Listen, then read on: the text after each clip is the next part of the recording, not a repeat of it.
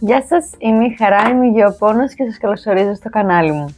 Τελευταίο βίντεο της χρονιάς λοιπόν τώρα, έχουμε φτάσει και σε αυτό το βίντεο θέλω πάλι να μιλήσουμε λίγο για τη συλλογή, αλλά θέλω να πούμε για τα φυτά τα οποία δεν υπάρχουν μέσα στη συλλογή. Η συλλογή αυτή τη στιγμή έχει 43 διαφορετικά είδη, όπου τα 25 αγοραστήκανε μέσα στο 2024. Και νομίζω πως ήταν υπεραρκετά.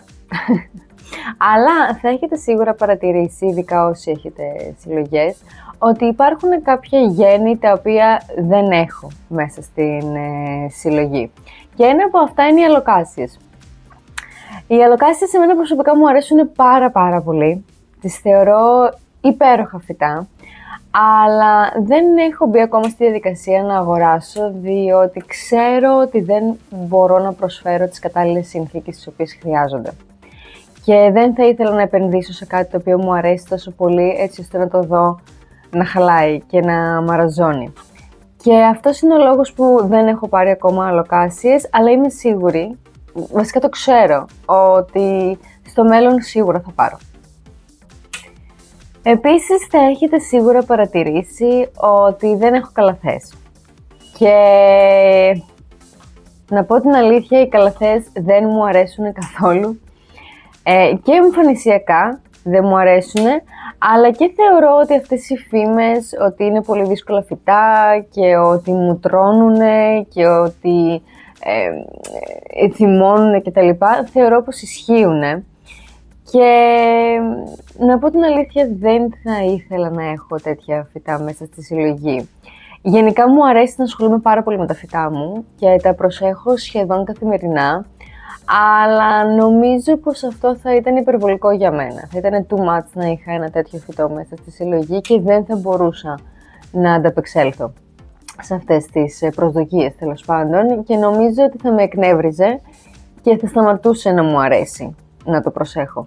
Οπότε θα το άφηνα στην άκρη. Σε περίπτωση που έχετε καλαθές, πείτε μου την άποψή σας και πώς ζείτε με αυτές. Θα ήθελα πάρα πολύ να ξέρω.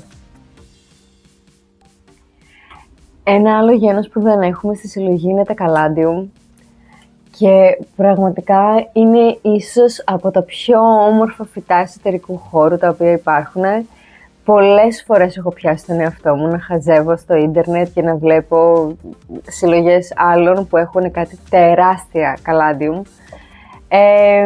Θα ήθελα πάρα πολύ να έχω στη συλλογή, αλλά προς το παρόν σε αυτό εδώ πέρα το σπίτι στο οποίο ζούμε δεν υπάρχει χώρος και τα καλάντιουμ χρειάζονται χώρο γιατί πρακτικά είναι αρκετά μεγάλα φυτά.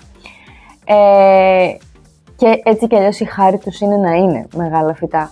Οπότε δεν μπορώ να φέρω μέσα σε αυτό το σπίτι καλάντιουμ, γιατί ξέρω ότι ούτε τον κατάλληλο ήλιο θα έχει, ούτε τον κατάλληλο χώρο για να μπορέσει να μεγαλώσει και να γίνει αυτό το φανταστικό και υπέροχο φυτό που βλέπω στο ίντερνετ, αλλά είμαι σίγουρη ότι θα πάρω στο μέλλον.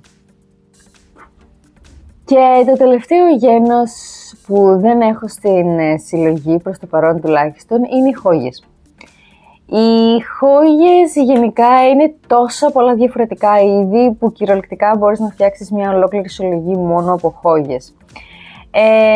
Να πω την αλήθεια, είμαι λίγο στο 50-50, δηλαδή μ' αρέσουν δεν μ' αρέσουν. Σίγουρα τα άνθη, αυτές οι υπέροχες ταξιανθίες έχουν πολύ μεγάλη αξία διακοσμητική και είναι πάρα πολύ ωραίες και νομίζω βασικά πως οι περισσότεροι γι' αυτό επιλέγουν τις χόγες, για να τις δουν κάποια στιγμή να ανθίζουν με αυτά τα πολύ ωραία μικρά λουλουδάκια. Τώρα, εγώ σχετικά με τις χόγες σκέφτομαι διάφορα πράγματα. Για παράδειγμα, οι χόγες μερικές φορές δεν ανθίζουν ποτέ, δεν έχουν τις κατάλληλες συνθήκες. Μερικές φορές ανθίζουν υπερβολικά πάρα πολύ και άλλες φορές ανθίζουν πολύ, αλλά όχι με καλό σκοπό. Δηλαδή είναι το κύκνιο άσμα. Ανθίζουν μια τελευταία φορά και μετά τα παθαίνουν όλα και πεθαίνουν. Και επίσης είναι μετά και οι οσμοί. Υπάρχουν χόγες οι οποίες μυρίζουν πάρα πολύ όμορφα. υπάρχουν χόγες οι οποίες μυρίζουν πάρα πολύ άσχημα και γενικά είμαι λίγο της άποψης ότι δεν κάνει μέσα στο σπίτι, ειδικά σε τόσο μικρούς χώρους όπως έχουμε εμείς αυτή τη στιγμή το σπίτι, δεν κάνει να υπάρχουν τέτοιες οσμές, τέτοιες μυρωδιές συνέχεια και επί μονίμου βάσης, διότι ναι, μεν εμάς μας αρέσει μερικές φορές, αλλά στην πραγματικότητα οι μυρωδιές από τα λουλούδια κουράζουν πάρα πολύ τον εγκέφαλο και δεν το καταλαβαίνουμε. Και επίσης το άλλο αρνητικό με τα λουλούδια της χόγιας είναι ότι στάζουν νέκταρ, το οποίο είναι αρκετά κολλώδες, λερώνει. Έχω δει πάρα πολλούς συλλέκτες ανά τον κόσμο οι οποίοι συμμαζεύουν συνέχεια και καθαρίζουν το νέκταρ από το πάτωμα και τα παράθυρα και. Και επίσης το νέκταρ τραβάει και έντομα, έτσι. Είναι κλασικό ότι πάρα πολλοί συλλέκτες έχουν βρει μυρμήγκια μέσα στα σπίτια τους καθαρά από τα λουλούδια της χόγιας. Να πω την αλήθεια, με εξητάρει πάρα πολύ το άνθος αυτό, το συγκεκριμένο, αυτές τις ταξιανθίες, και νομίζω ότι θα ήθελα να έχω κάποιες χόγες για να δω έτσι αυτά τα λουλουδάκια. Σίγουρα όχι σε αυτό το σπίτι, διότι δεν είναι κατάλληλο, αλλά επειδή δεν θέλω ποτέ να λέω ποτέ, αν και το είπα στις καλαθές, τέλος πάντων, νομίζω ότι κάποια στιγμή θα πάρω κάποιες χόγες. Ίσως όχι πολλές, ίσως λίγο πιο συγκεκριμένες, πιο στοχευμένες, γιατί θα ήθελα να κάνω μια καλή έρευνα. Αλλά νομίζω πως κάποια στιγμή θα έχω χόγες στην συλλογή. Μέσα λοιπόν στο 2024, βασικά στην αρχή του 2024, είχα βάλει 2 στόχους σχετικά με τη συλλογή. Ο ένας ήταν να φτάσουμε τα 40 φυτά, τα 40 διαφορετικά είδη δηλαδή, το οποίο τον πιάσαμε, είμαστε στα 43. Και ο δεύτερος στόχος ήταν η αγορά ενός πολύ συγκεκριμένου φυτού. Συγκεκριμένα ήθελα να πάρω πάρα πολύ έναν τεφρόκακτους γεωμέτρικους. Και τον έψαχνα και είχα βρει που θα τον αγοράσω κτλ. Αλλά κάπου εκεί στη μέση, κάπου εκεί το καλοκαίρι, αποφάσισα ότι δεν είναι καλή ιδέα και δεν το πήρα ποτέ το συγκεκριμένο φυτό.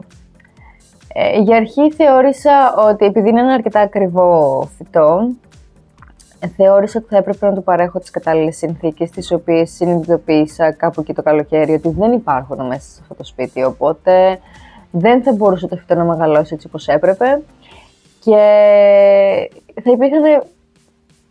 θα ήταν ευξημένες οι πιθανότητες ώστε να το χάσω και γενικά δεν θα ήθελα να δώσω έτσι αρκετά λεφτά για κάτι το οποίο δεν ήμουν σίγουρη ότι μπορούσα να κρατήσω ζωντανό για μεγάλο χρονικό διάστημα. Και σύν ότι είναι και ένα φυτό το οποίο αργεί πάρα πολύ να μεγαλώσει και να αναπτυχθεί.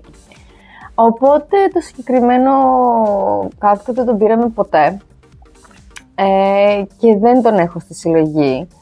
Να σας πω ότι θα ήθελα κάποια στιγμή να τον έχω και μου αρέσει αυτό που βλέπω στις φωτογραφίες, αλλά νομίζω ότι πρώτα θα πρέπει να γίνουν άλλα πράγματα, όπως ας πούμε μια μετακόμιση, να δοκιμάσω και άλλα πράγματα στην συλλογή για να δω πώς μπορώ να τα απεξέλθω καλύτερα στους κάκτους και τα παχύφυτα και μετά να πάω σε κάποια πιο ακριβά κομμάτια που ίσως τα χάσω και πρακτικά κάνουν αέρα τα λεφτά μου. Αλλά τουλάχιστον πετύχαμε τον στόχο των 40 φυτών. Τώρα για το 2025 δεν έχω βάλει συγκεκριμένο στόχο, ούτε αριθμητικό, ούτε κάποιο συγκεκριμένο φυτό. Ο λόγος που δεν έχω βάλει αριθμητικό στόχο είναι γιατί δεν πολύ χωράμε σε αυτό το σπίτι να έρθουν και άλλα φυτά. Οπότε βασικά δεν είμαι σίγουρη πότε θα αγοράσουμε καινούργιο φυτό κτλ. Και επίσης δεν έχω εντοπίσει έτσι κάποιο φυτό το οποίο να μπορώ να αγοράσω στην Ελλάδα, το οποίο έτσι να με εντυπωσιάζει υπερβολικά, έτσι ώστε να πω ότι θα το βάλω για στόχο αυτή την χρονιά. Αυτό που μπορώ να πω είναι το ότι σίγουρα θα πάρω κι άλλα επιπρέμνου, γιατί θα ήθελα να τα έχω όλα τα επιπρέμνου, αν είναι δυνατόν. Σίγουρα θα επενδύσω σε δράκενες, τις πρώην σανσιβιέριες, γιατί μου αρέσουν πάρα πολύ. Και νομίζω ότι θα επενδύσω και σε φυλλόδεδρα, όχι τα μεγάλα, όχι αυτά τα οποία αναπτύσσονται πάρα πολύ και κάνουν πολύ μεγάλα φύλλα. Νομίζω τα λίγο πιο μαζεμένα, όπως είναι τύπου τον Lemon Lime ή τον Brazil και τέτοια.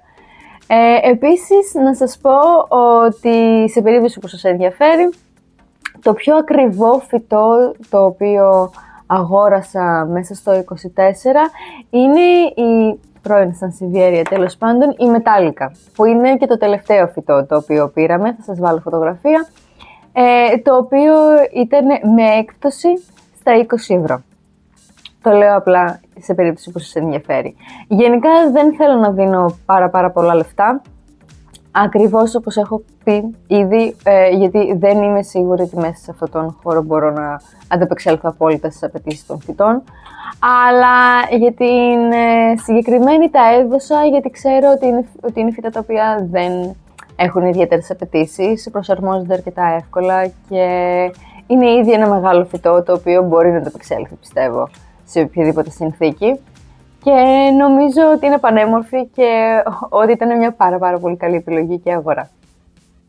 Αυτά λοιπόν για την συλλογή, ελπίζω να σας κατατόπισα πλήρως. Θέλω πάρα πολύ να μου γράψετε στα σχόλια για τις καλαθές σας και τις χόγες σας και πώς μυρίζουν οι χόγες και πόσο επιλέγετε εσείς τα φυτά της συλλογής σας, γιατί σίγουρα ο καθένας μας έχει άλλα κριτήρια.